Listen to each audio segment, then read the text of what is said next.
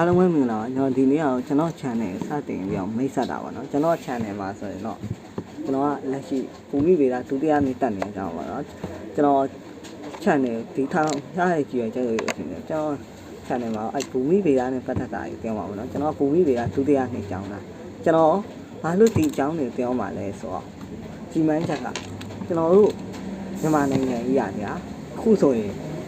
မန္တလေးမှာလှုပ်သွားတဲ့အကြီးကျယ်ကိစ္စငနေလောက်တဲ့ကိစ္စကြီးအကြီးကျယ်ဖြစ်သွားတယ်အဲ့ကိစ္စကြီးကို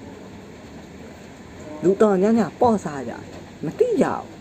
အထူးသဖြင့်ပေါ့စားအင်ဂျင်နီယာကြီးအင်ဂျင်နီယာကြီးဆိုလို့ရှိရင်နော်ဘူမိဗေဒပညာရှင်တွေကဒီညီအောင်မကောင်းဒီညီကဘယ်နဲ့ထပ်ပဲစောက်လို့ရတယ်လို့ပြောတယ်အဲ့ဒါကိုလက်မခံပဲအထက်ညင်နေစောက်တယ်ကြအဲ့မှာတို့တယ်အဲ့ကိစ္စကြီးကိုလူတွေကိုနားလည်သိခြင်းနဲ့အသွားချအဲ့ကိစ္စကြီးကိုကျွန်တော်နားလည်သိခြင်းနဲ့အတွက်ကြောင့်ကျွန်တော်လုံပါညာနော်ဘာလို့နားလဲစေတင်တာလဲဆိုတော့ရှင်းလေးပဲ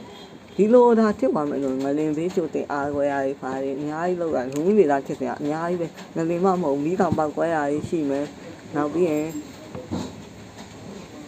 တတ်တုံးနဲ့ဖြစ်စဉ်လေးထိမယ်နောက်ပြီးရင်တောင်ဖြစ်တဲ့ဖြစ်စဉ်လေးရှိမယ်အဲ့ဘူမိဗေဒဖြစ်စဉ်လေးညာဟောဘူမိဗေဒဖြစ်စဉ်လေးကြောက်တယ်နောက်ပြီးတော့ကျွန်တော်ဗီဒီယိုအနေနဲ့ပထမဆုံးဗီဒီယိုနဲ့ဘူမိဗေဒဘာလဲဆိုတဲ့ဗီဒီယိုဒီဗီဒီယိုတင်ပြီးမကြားခင်မှာကျွန်တော်တင်ပေးပါဘူမိဗေဒဘာလဲဆိုတာလဲတအားစိတ်ဝင်စားဖို့ကောင်းတယ်ဘူမိဗေဒဆိုတာမိစားဆိုတာအကျယ်ပြန့်ဆုံးပဲကဘာပေါ်မှာကဘာပေါ်မှာရှိတဲ့အရာမှန်တွေကကုန်ချမ်းပစ္စည်းမှန်တွေများတော်တော်များများဘူမိဗေဒအရာဘူမိဗေဒသမားတွေကြောင့်ရှောင်တွေ့ကြရကြဥပမာအဲ့ဒီလိုဓာတ်မြေဩဇာတို့ဘီလက်မြေတို့မိတ်ကတ်တို့ဒီဘက်ကမှလူ300ရတယ်နောက်ပြီးကမီကယ်ပစ္စည်းရကမီကယ်ကွန်ပေါင်းတွေဘာတွေဆိုလဲဒီဘူမိဗေဒအဲ့ကြောက်တွေရ dressing တွေနဲ့လောက်တာညာအရင်ကျဲပြန့်တော့လေအဲ့နေစားအဲ့အကြောင်းကျွန်တော်ပြောမယ်ဒုတိယဗီဒီယိုအနေနဲ့ကျွန်တော်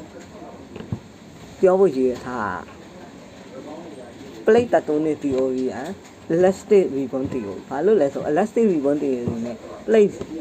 တုံးနေ theory ကိုသိလို့ရှိရင်ဒီ28ရက်နေ့ကဖြစ်သွားတဲ့ဖြစ်စဉ်ဘာကြောင့်လှုပ်လဲဆိုတာကျွန်တော်ရှင်းပြလို့ရတယ်အဲ့ဒါပြီးရင်ကျွန်တော် sky fault အကြောင်းရှင်းမယ် sky fault အကြောင်းရှင်းပြီးသွားလို့ရှိရင်ကျွန်တော်နောက်ပြီးတော့စိတ်ဝင်စားဖို့ကောင်းတဲ့မြန်မာနိုင်ငံကပုပ်ပားတောင်ကမီးတောင်တွေမဟုတ်ဘူး